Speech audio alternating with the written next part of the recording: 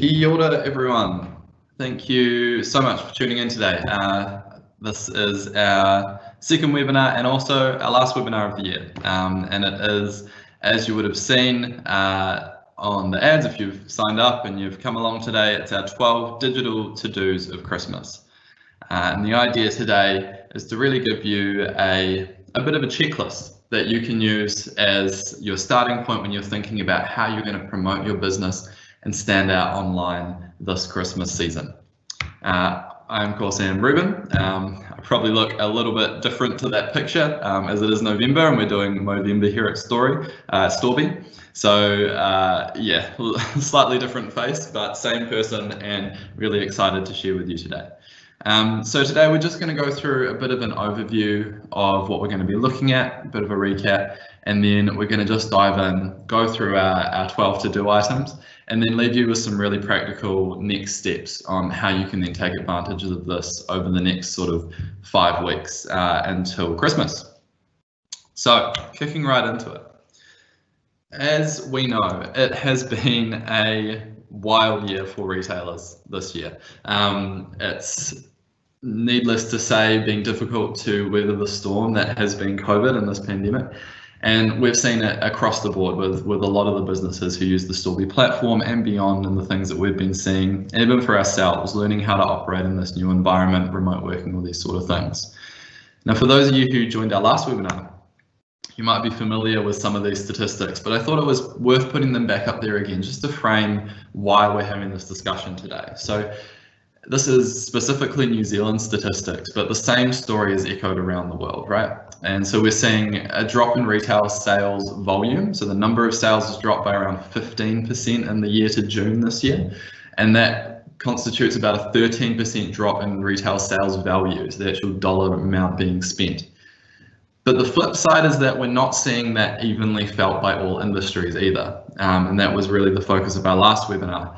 And how we've seen, for example, in the food and beverage sector, a $1.2 billion drop-off in revenue for that food and beverage sector in that same period, while the supermarket and grocery sector in New Zealand has grown by 600 million in that same period. So despite these historic levels of drop-off and the amount of sales that we're seeing, there are still some industries who obviously the funds are shifting more towards those and away from others. And it all makes pretty good sense, but it doesn't make it any easier to make sense of how your business is going to weather these, particularly if you're in one of these harder hit industries.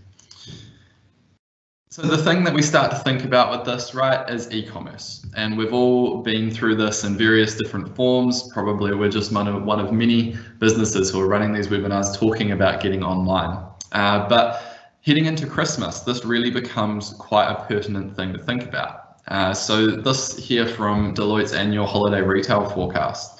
They've predicted that e-commerce will grow by around 25 to 35% compared to last year, this holiday season.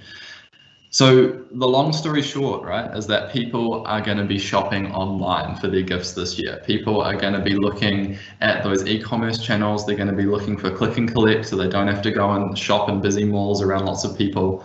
They're going to be looking for delivery options, and it's really fundamentally changing the way that you operate as a business.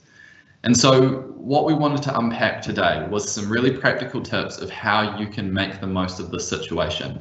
Because ultimately, if we've got 25 to 35%, over a quarter to more than a third of the people who would normally be looking in malls, foot traffic coming past your physical store, you're going to want to try and connect with those somehow, right? And if you haven't got an online store and an online presence already, it can be pretty daunting to think how we're going to stand out and how we're going to be successful. So today isn't just going to be e-commerce stuff. What it is going to be is digital focused things that you can do that are going to make you stand out online to these online shoppers. And whether that translates into online sales if you've got a platform, or whether it translates into people coming in store or reaching out to your business in another channel, either way, it's going to help you stand out and make the most of that opportunity. So the way that we're going to look at this, it's a very simple breakdown, and this is how we end up with our 12 digital to-dos. So we've got 4 categories and 3 levels within each of them. and of course 4 times 3, 12 different things, or 12 different levels that you're going to want to be checking off and making sure that you're working towards to really optimize your online offering. Now the categories we've got are down the left there. So locale, so your local catchment, if you like, community building, brand experience online, and attraction, how you're attracting people to your business. And then within that, each of those have the 3 levels. The level 1 is the bare minimum. And for a lot of you listening today, I'm sure that that is probably stuff that you're doing already, or if not, you've got some version of it or something that resembles what we're going to talk about. Level 2 is our recommended minimum. So from our experience with expanding businesses online, with looking at these digital e-commerce channels, these are the things that we know are really important to get right as a fundamental thing to make sure that your business is set up for success online.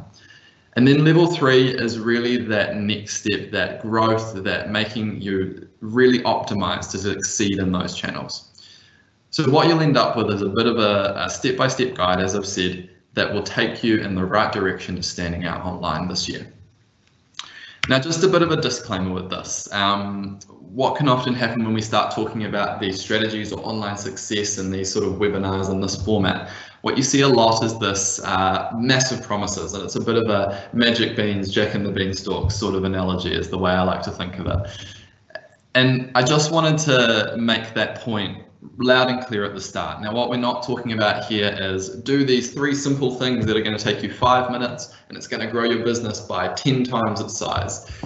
It would be amazing if that happened. That would be great. And if that does happen after following these, let us know and we'll change our pitch. But what we're really big on is that long-term consistent effort to be able to consistently grow your business, to be able to create business continuity, to be able to enable you to be successful across all channels in a sustainable fashion, not a quick boost here and there, but something that's going to really benefit your business long term. And it does take a little bit of investment. It's not just plant the beans and the next day that it's this giant stalk heading up into the sky. But it is something that if you work at it and you take the appropriate steps within the capacity that you have available, then you're going to be really successful down the track. So without further ado, let's kick into the first section, which is locale. So with this one, really what it boils down to is being the near me business. Now that isn't grammatically great, but you'll see what I mean by that in just a second. And the way to think about it is really this is creating a sort of digital catchment. It's the same way that you would have your in-person physical retail. If you have a store, you've got a sort of area that you catch people from, right? Whether they're passing through or they live in the area or work in the area, there's that catchment of people who are going to come into your business by virtue of being in that area. So it's really recreating that effect online. And there's a few different ways we can go about that. Now, why do we want to do this, first of all? Well, this is where the near me bit comes in. So 46% of all search activity in 2019 contained some variation of the modifier near me. So I'm sure you've done this yourself, right? You've typed something into Google and you've gone, find a pharmacy near me, or you've gone, find a supermarket near me. Because you're looking for something immediate, you're looking for something that you can go to quickly, fit within whatever your schedule is, and really take advantage of the locality of a business, right?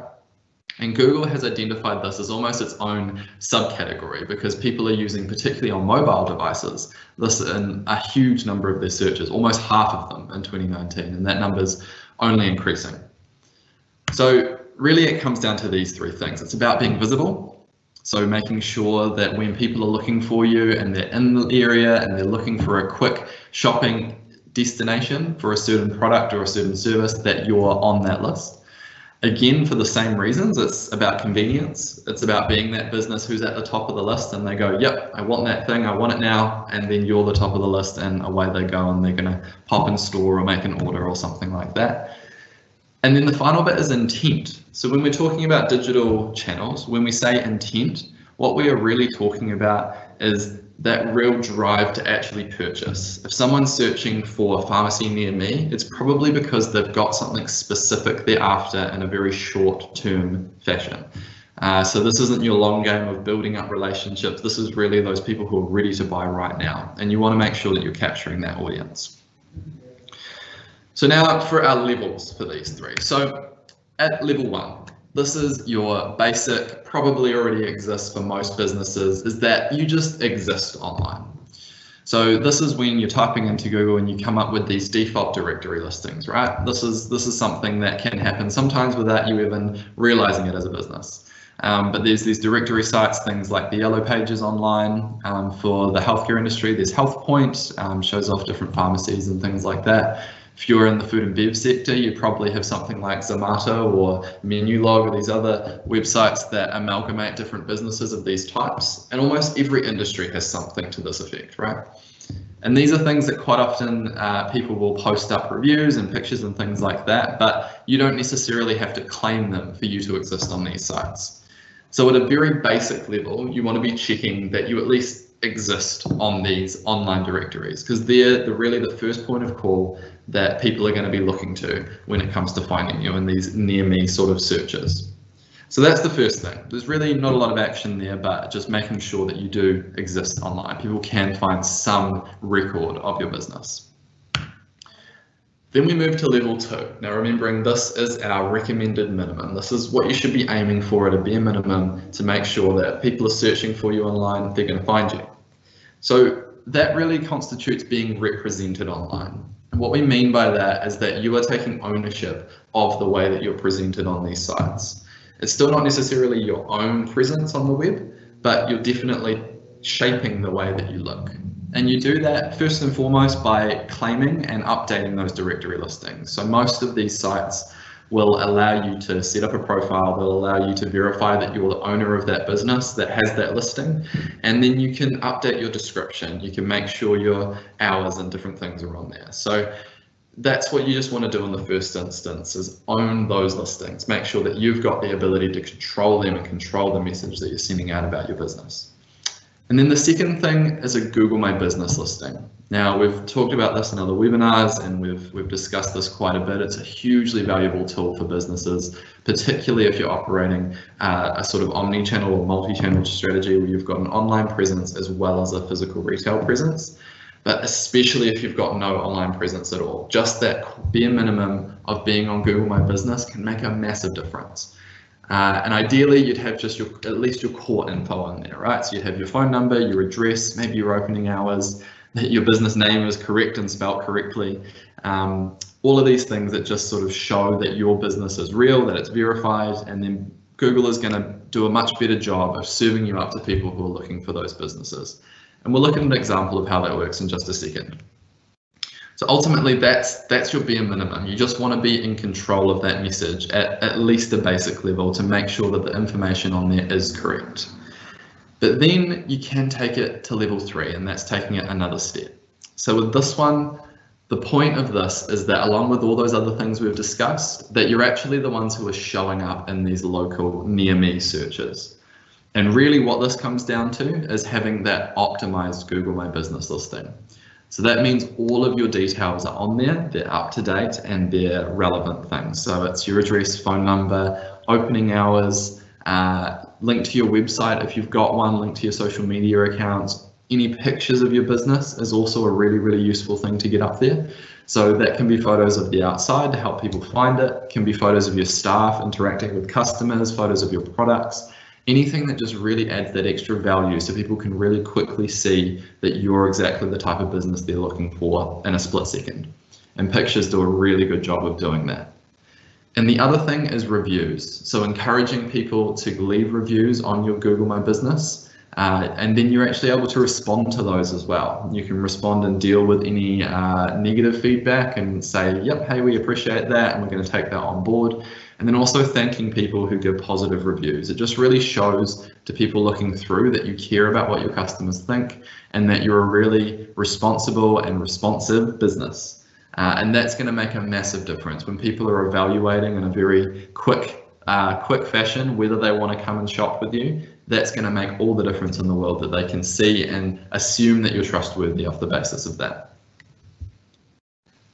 Now, having this set up is really the first starting point, and it is for that local search side of things, that these are the key specifics that you want to do.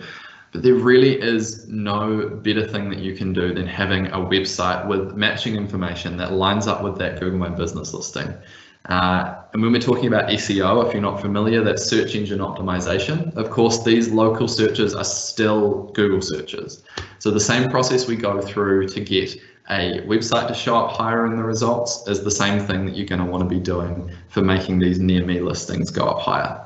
So having that key information on your website and having it match up helps Google to see that you are saying what you're saying is correct, that it's true, that it's verifiable, and that it can help to shift up your results for specific terms as well. And that's where we can start tweaking that. So to show you what this looks like and a bit of an example of how this works, we'll just quickly look at a couple of searches. So this is actually one I was doing the other day. I was looking for a part for a bike pump for my push bike. Had a flat tire, so needed to pump it up, needed a little attachment thing.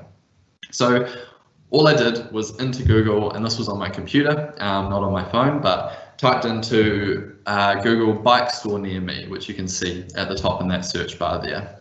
And these are the results that showed up. And obviously some pretty good options, right? It makes sense. And you can see that these top listings, they have a good number of reviews. They've got good reviews by and large, an average of about 4.5 stars.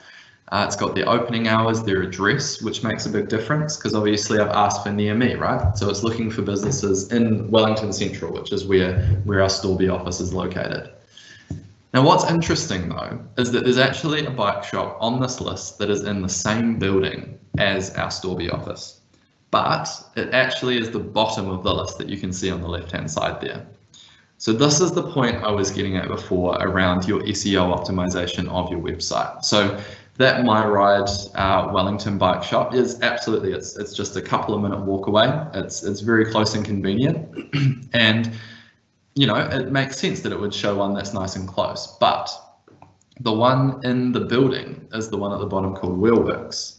And what's interesting is that they are a bike shop, absolutely, but they specialize in making handcrafted wheels. So if I change the search to bike wheels near me, suddenly they shoot straight up to the top. And obviously that would make sense, right? People who are looking for wheels as opposed to general bike stuff are going to be better going to that specialist site. Now, the point of all of this is just to illustrate that the website behind these listings, that's linked in that button that you can see there that says website, that's making a big impact when it comes to the specific search term I use. So compared with bike store, just general bike store, it's going to be looking for more general. I haven't told Google specifically what I'm looking for within that bike store, right? So they're going to opt for the more general, covers more of my bases sort of option because they're going to assume that that's more relevant. Whereas if I'm very specific, then that specific keyword brings up the shop that's going to be the best for actually getting my bike wheels sorted. So the point being, it's one thing to get these local catchments set up. It's really important, and regardless, just being on this list can help a whole lot with the visibility of your business. But that's why we've got these other 3 categories as well. So it's not enough just simply to exist there. If you want to be really getting to the top and be that sort of top option when people are looking for the specific things that your business offers. So with that in mind, let's move on to the other part. So our next one we're going to look at is building community. And that's when you're basically trying to connect with your customers in a digital space or digitally connect with them. So why would this matter? Well, there's a few things. So really when customers are looking for interactions with a brand these days, and we all know this, right? They're looking for more than just that transactional relationship. And that's probably even more true if you're operating a physical retail space. People can just buy something online from overseas, something cheap from AliExpress or something like that. But if they're looking for that value from a salesperson, from real advice, all of those sort of key things that really build more of a connection, then they're probably going to be looking for those things as a really key indicator of who they're going to buy from. So they're looking for a more connected relationship. They're looking for value from that connection, and they're looking to connect with your brand and with your staff and with you as an organization. And really the onus is on you as a retailer to make that a possibility. So the importance here is that there's things we can do to build trust And that's in that digital space, to build that trust, to show that we're a retailer that we want to, that people want to purchase from. Because people ultimately trust people and not brands, right? And what we actually found in this KPI report for 2020, and this is looking at a whole lot of digital transaction data and information and surveys from different people shopping online, is that 53% of consumers say that trust is the second most important factor when they're making a purchase decision. And that's second only to price. So when they're online, they do care about how much something costs, but more than half of them say that trusting the place that they're buying from matters. And of course it does, right? If you're going to put your credit card into someone's website, you want to trust that they're going to treat that information correctly. You want to trust that the products are represented as you think they're represented, and that they turn up as you expect them to. So trust is a super important thing, and the best way to do that is to create this online connection with your customers. So, one. Basically, the first thing you want to do is make sure that you can contact your customers if you need to. And that's essentially your customer database. So it might be emails, phone numbers, transaction records, those sort of things. Maybe it's a loyalty scheme that you've been operating in store rather.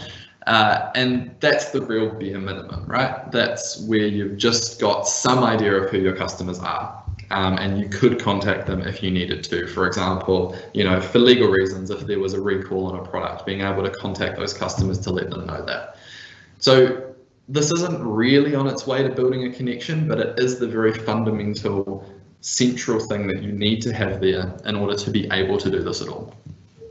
So let's look more then at our recommended minimum. This is where you actually communicate with your customers. And this really looks like two things. One is a managed social media presence. So that's where you're using Facebook or Instagram, whatever social media makes the most sense for your business and for your audience, that you've actually got a presence there that is active. And that's the key bit, not just having it there with the last post was in 2015, but actually that you're posting on a regular basis, even if that's once every couple of weeks, at least having that regular interaction that shows you still exist and that you're still trying to connect with those customers. And the other side of it is having an opted-in database. So that's that first bit we talked about, that list of who your customers are, but really having permission to contact them. Now that's a really, really important point. I'm just going to linger on that for a second. So if you're not familiar with the sort of mass marketing through digital channels, there is a really important thing called the GDPR.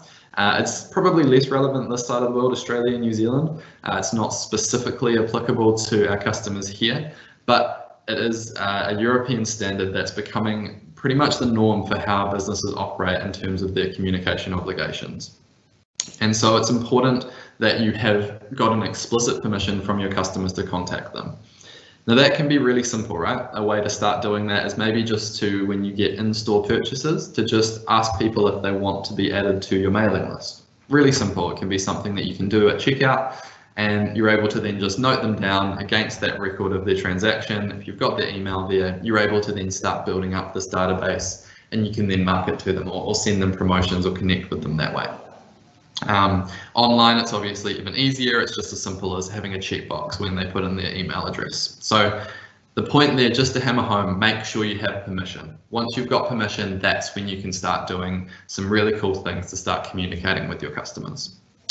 So what do those cool things look like? I know that's your next question, right? So level 3, and this is where you're well on your way to really making some impact. So along with having that basic opted-in mailing list and your managed social media presence, you're really wanting to then start looking at how you can leverage those and leverage these other things that you have at your disposal to really make a connection with those customers by providing basically additional value over and above those transactions. So that might look like email marketing campaigns, and that can sound a little bit sterile and boring, but that doesn't have to be, right? It can be, hey, you're a valued customer. We really appreciate that you've purchased from us a couple of times in the last year, so we want to offer you this $10 off discount.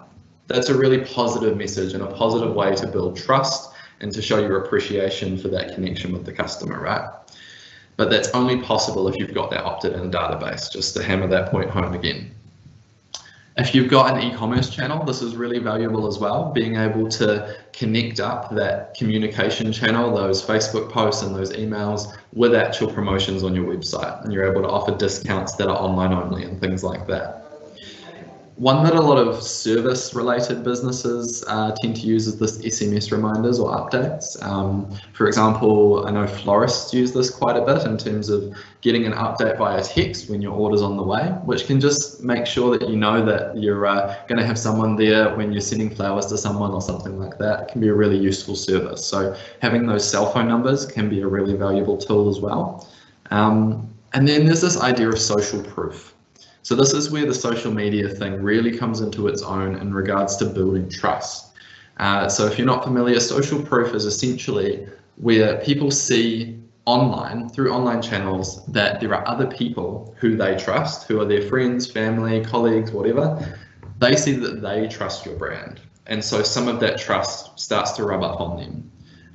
Social media has this really funny effect where people will trust the message that they're seeing online based on who sends it, more so than what the message actually says. There's been a whole lot of discussion around the implications of that lately, obviously. So as a brand, I think it's really important that you remember that that is a responsibility to be really honest and transparent and provide a genuine connection with your customers. And then allow that to show through online and allow that to speak for itself, and just make sure it's visible in those public places, that you're showing that you're doing the things that are building that connection. Just a point to make as well before we move on around email. I think there can be a bit of a stigma around email that it's actually a bit old, a bit boring, no one checks their emails. This sort of talk can come up quite a bit. But when you look at the data, email drives a much higher conversion rate than even paid social media and display advertising for most business applications. And that's particularly true if you're selling directly to consumers. So rather than, B2B sort of markets. So if you're a retailer, you're actually going to have really good success using those targeted email campaigns. And the reason is trust. If people have opted in, they've agreed to hear from you, they're more likely to open those emails and be interested in what you have to say than just a random ad that they're going to scroll past on their Instagram feed. So that's all worth bearing in mind when you're trying to build that trust and build that connection. All right, so now the next thing we're looking at is our brand experience. Now that sounds a little bit fluffy, but go with me on this. So this is really about creating that great online connection or that great online experience for your customers when they interact with you. Now, there's a few reasons why this matters. So basically, there are two factors that influence when people choose to shop with you, and they're shown on that graph on the right, and it's motivation and ability. So basically, motivation is how much a person wants whatever it is that you're selling. They might really want a new pair of shoes, or they might need a new pair of shoes, right? It comes down to that level to which they're actually willing to go out of their way to get that thing. And that can be influenced by a whole lot of different things. Generally though, that's a bit outside of our control. The other side of it is ability. And so that's the ease with which they can get that thing from you. So that comes down to all sorts of things. It's partially that local factor, particularly if it's bigger physical items, if they're wanting to purchase something in person, being able to physically reach you. It also includes things like how easy it is to find you as a business and see the products that you've got available online, how user-friendly your website is. There can be all sorts of things that are within a business's control to increase ability. And so what we see on the right-hand side there is that basically this brand experience is a key variable that you can control to improve that ability. So what we see with the red line is what we call the activation threshold. And this is one that I saw in another webinar that I personally attended, and it's a really useful way to think about it, because as ability and motivation increase, then you're going to move further across to that top right-hand side of the graph. And that's where you start to see those triggers or those key sort of buying signals come through. People are more likely to make a purchase on the positive side of that red line than they are on the negative on the left-hand side. And what you can also see, right, is that if ability is really high, then it can counteract low motivation. And the classic example of that is your chocolate bars at the checkout in a supermarket, right? You've been wandering around the supermarket, you've made all of the good healthy choices, your shopping cart is full of these, you know, healthy vegetables and fruit and meat and all these sort of things. But you get to the checkout and you're a bit tired and you've been fighting the crowds for a while and they're just standing there and it's only $1 and it's right by the checkout. And so lo and behold, it ends up in your trolley and you've made that purchase. Now, the motivation for that wasn't that high. You were probably trying to be a bit healthy, trying to avoid having some snacks, but the ability was so high that it just counteracted that low motivation. So the inverse is true as well for really high motivation things. Like if you think, for example, maybe getting surgery is probably the really extreme example. Not that retailers would be offering surgery, but you know, that's something that you definitely need, and it can be a bit difficult. You have to jump through some hoops, maybe work with an insurance company, all these sort of things that make it really difficult, and have to take time off work and recovery and all of that sort of thing. So the ability is actually quite low, but the motivation is really high, so that still takes place. So just to sort of give you an idea of why we're thinking about controlling this brand experience, because it's really the key thing that we do have control over. So what does it look like? Well, at level 1, and this is maybe you've got a web page, maybe you don't, but if you're starting from scratch here on this online brand experience, the simplest version is just a basic web page. It'd probably be maybe 1 or 2 pages, and it essentially says who you are, where you are, and what you do. And that's a bare minimum. It's better than nothing. It allows you to show that key information, to at least interact with your customers. And for a lot of businesses, that can be a good starting point, just to get that online presence and really being able to control that messaging in a format that you completely own. But if you're wanting to really unlock this sort of potential of these online channels, you really start to need to think a bit more carefully about how you set up that web page. So this is where we start talking about an SEO optimized website. So to give you a bit of an overview, and again, if you're familiar with SEO, some of this will be pretty obvious to you, but if you're not, what we're talking about is creating a web page that, for one thing, has relevant content. So it's going to show Google on a keyword level that people are searching for this keyword should come to your website because you've got those keywords on there, and that context makes sense. We go back to the bike shop versus bike wheels example, really making sure that you show exactly what it is that your business does on a content level. What we've heard though is that Google is starting to look more and more, they're very tight-lipped about the specifics about how this actually works, but what they have announced is that early next year they're going to be putting a massive amount of emphasis on the user experience of your website. So when we're talking about SEO optimized website, it might have a few years ago been more like a website that's stuffed full of the right keywords, and basically every chance we could get it in without looking ugly, we could just pack it full of keywords and expect to do really well. Google's shifting, so they're looking at other metrics, things like how long people stay on your site, things like whether people are looking at multiple pages, all these sort of key pieces of information that are indicators that your website is providing value. And that's the really key way to think about it. SEO is about connecting the value that you offer, showcasing that online and connecting it with people who are looking for that value offering. So in terms of practically what you can do about that, a really key bit, showing your products, showing your services, having that really detailed information about exactly what the value is that you are providing. And then some more detailed information about your business doesn't hurt either. Again, coming back to that building trust piece. So things like your mission, your vision, why do you exist as a business? Who's your team? Maybe some photos of them, their interests, things outside of work. And depending on the type of business you are, it might be appropriate to show some of your previous work, projects you've worked on, community involvement, all of these things that add extra value. Again, we're moving past that transactional relationship and showcasing the core value or the personality of your business. And you can also add relevant content. And it doesn't all have to be serious either, right? Like there's some really successful of our pharmacy sites who just put these fun little videos and things up on their website to introduce their team. And they're really fun. And you know, they're not super complicated to produce. They put a lot of effort into building them themselves, and you can work with organizations and to do things like that as well if you so choose. But they're awesome because they bring that spirit and that personality of the business to the forefront. So whatever you can invest in making that value offering clear on your website is going to be a massive value add and really serve you well with controlling people's ability or controlling whether people are more likely to actually go through with a purchase and come in to visit you in store or make a purchase online. And then our final thing, which is going to really shoot you into the next level, is really getting an e-commerce website. So we sort of hinted at this a little bit. You can get by without one, absolutely, just listing your products online.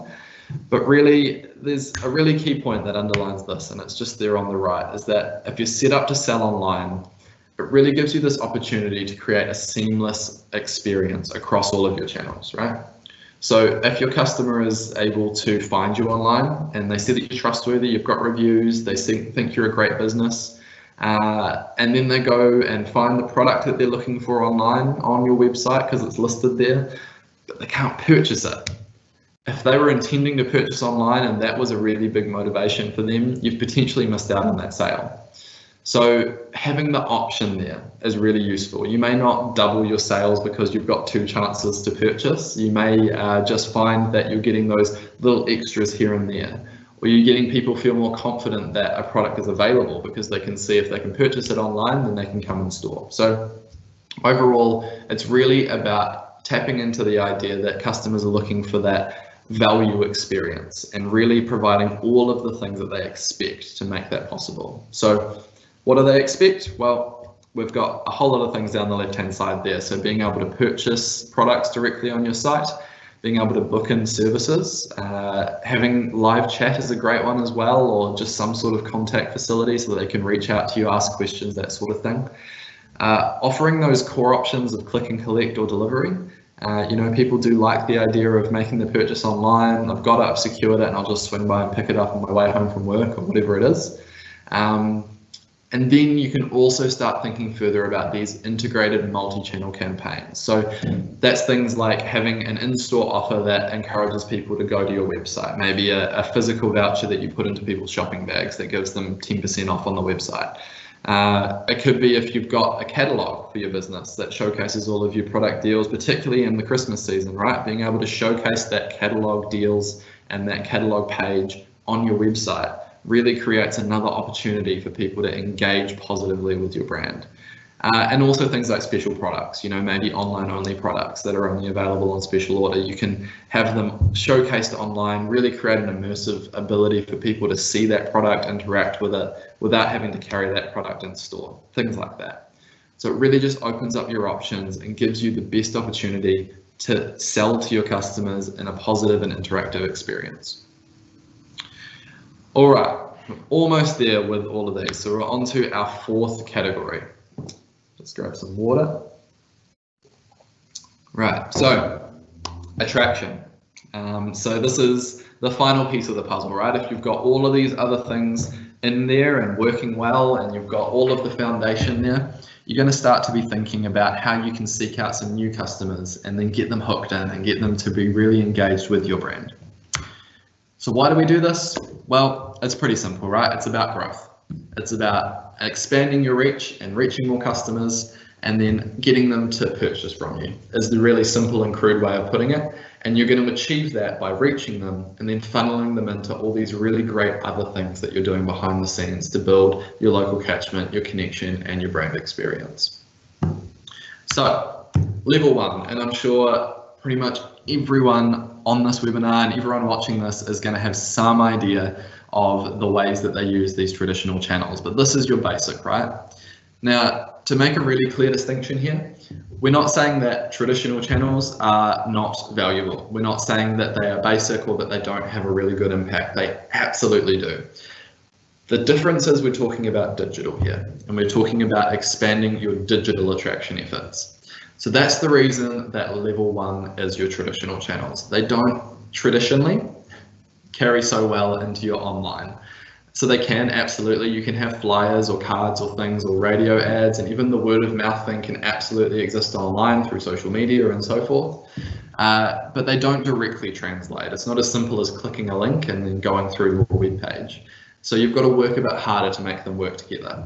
But that is not to say that you should be ditching these in favor of just digital advertising. These are absolutely something that can sit and be a core part of your attraction strategy, but they should complement or be complemented by any digital efforts that you dive into. So what does it look like then to start thinking digitally about attraction? Well, I like to think to start first with organic digital promotions. So if you're not familiar, again, the term organic, when we're talking about online channels, particularly social media and things like search engine optimization, we're talking essentially about things that are free. They're going to cost you time. So whether that's time that you put in yourself or whether that's time that you pay someone else to spend the time doing, but you're not going to have to spend $1 to get a click sort of situation. So that's the really, really key distinction between organic and paid. So the sort of things you can do here is having, as we've mentioned before, things like website only deals. So things that you can promote through your traditional channels, say, and then have them only available on your website is a really good way to bridge that gap. And it's not going to cost you anything other than the discount amount, right? It's going to maybe reduce your margin on something, but it can have an upside by encouraging people to start to adopt that new channel. You can also look at your keyword optimization or your brand experience optimization. So basically everything in that brand experience column and that community column counts as organic efforts, right? It's making sure that you've got your key sort of product information, you've got your key industry information, that when people are searching for relevant keywords, it's essentially free traffic and they're going to find you online because they're searching for bike wheels. And they're going to see that you specialize in bike wheels, as opposed to just a website that says we sell bike stuff. Sure, wheels are a part of that, but being really specific helps you to shoot up those rankings for those really specific and intentional searches that people make.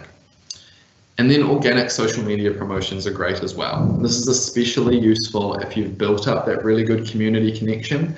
Then you can start to leverage that, and you can do things like promotions where, for example, get people to tag a friend to go on the draw for something. It's a really classic tried and tested social media campaign. It doesn't cost you anything other than maybe the cost of a prize. But it does allow you to expand that reach and really leverage that network that you've got already to expand the visibility of your brand. And you can also do that with a bit of paid. So I know I said this is not paid stuff and you don't need to, but you can do boosted posts. So this is where you've done a social media post, it's performing really well, and you can chuck just a small amount of money. Maybe it's, you know, 20, 30, 50, $100, whatever you've got sort of kicking around. And you can just boost that specific post for a couple of days and it's going to show it to a whole lot of new people. And it's just a way to extend the reach of that organic post and really reach a new audience to expand that following. So that's your first point of call. And with all of these, but especially with these three that we're talking about for attraction, they do build on each other. So the next one we're going to talk about is our pay-per-click campaigns. And so as the name would suggest, that is where you're literally paying for every click through to your website or through onto your social media page or whatever it is. So these work best in tandem with a really good organic posting strategy. So it's really good to get that organic stuff going first and then start thinking about these other things. But really this boils down to a few different things. So you've got your social media advertising. So that's, you know, when you're posting on Facebook, those are your organic posts. And you can boost those posts, that's a form of social media advertising, or you can set up specific ads. And what we've actually included and will be sent out to you, we've done a short how-to video for specifically Facebook and Instagram ads to show you, if you haven't done one before, how you can set one up that's a really effective starting point for you to be able to get a social media advertising campaign going, even if you've got limited time and limited budget. So little plug for a bonus that's coming at the end for you. And then there's two types of Google online advertising that you can do that you can pay for. So one is search advertising, and that's essentially the paid equivalent of our SEO keyword optimization, where you say, I want my ad to show up as a sponsored result at the top of a Google search for these keywords. And you choose specific keywords that relate to your industry or your products to show up for. And then the other side of it is display advertising. So these are the ones that you see in your banner ads around web pages around the web. And basically you do the same thing as with social media advertising. You put some pictures up, some descriptions, load them into Google, and Google then uses a bidding system for you to show up on relevant web pages, relevant in front of relevant people, and there's a whole lot of different ways you can dive into that.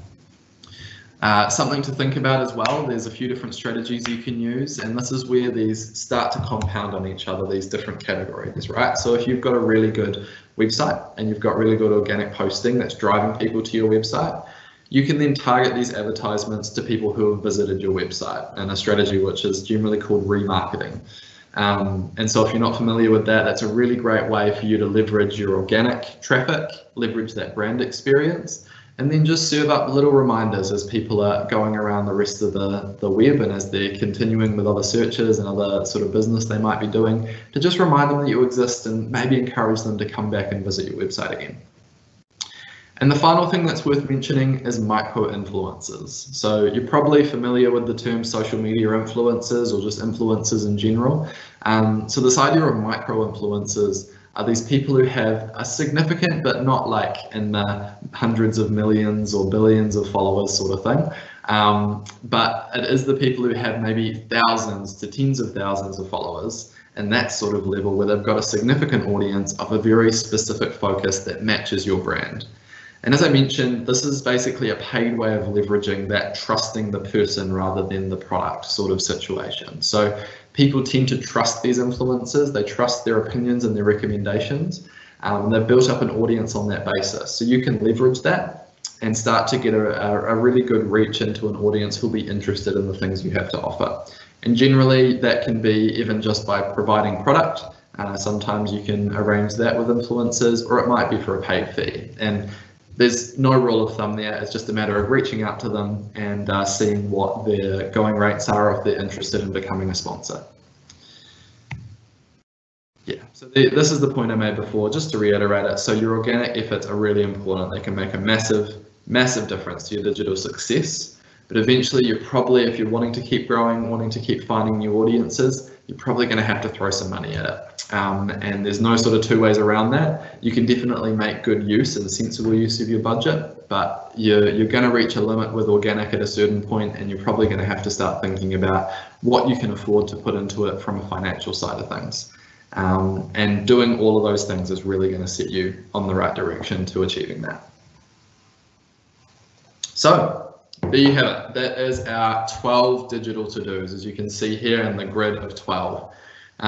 Bear in mind, you don't need to necessarily do all of these, and there's sort of a way to go about thinking about what you're going to do next. So let's just unpack, now that you've got all of this information, all of these key recommendations on what we think you should be doing, what are you going to do with this information?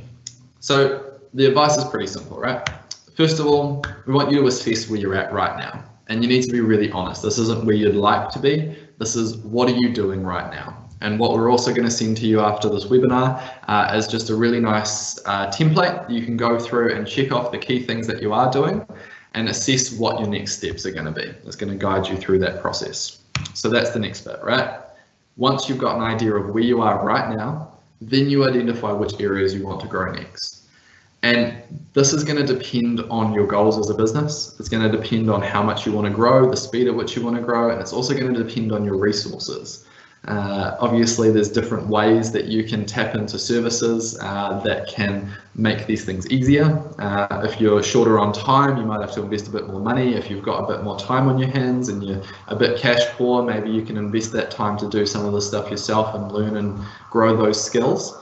But either way, it's about identifying some really tangible, practical goals that are achievable, and then setting about creating a plan for making those happen. So that's number 3, right? Make a plan and just go after that, and make sure that you're looking at it from these 4 categories. You know, there's no point building up a paid advertising strategy if you don't have a really good brand experience to drive people to, and you don't have a connection with people online, and you don't have any trust built in the digital space with your customers. So just think about where you're at, what that logical progression is, and there's a bit of a hierarchy that we sort of show you in that document we'll send out.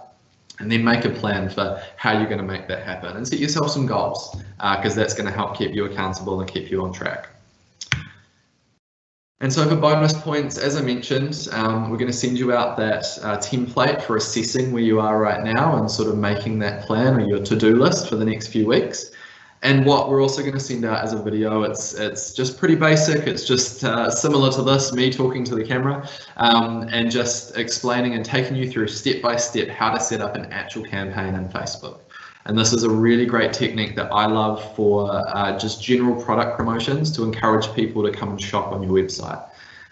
So I think you're going to find that really valuable. I've made it as accessible as possible, tried to use really simple language and a really simple approach that you can use, and it's going to take you all of about 10 minutes, 10 to 15 minutes to set up this campaign, and I think you're going to have some really great results. So that's us for today. I'm just having a look in here.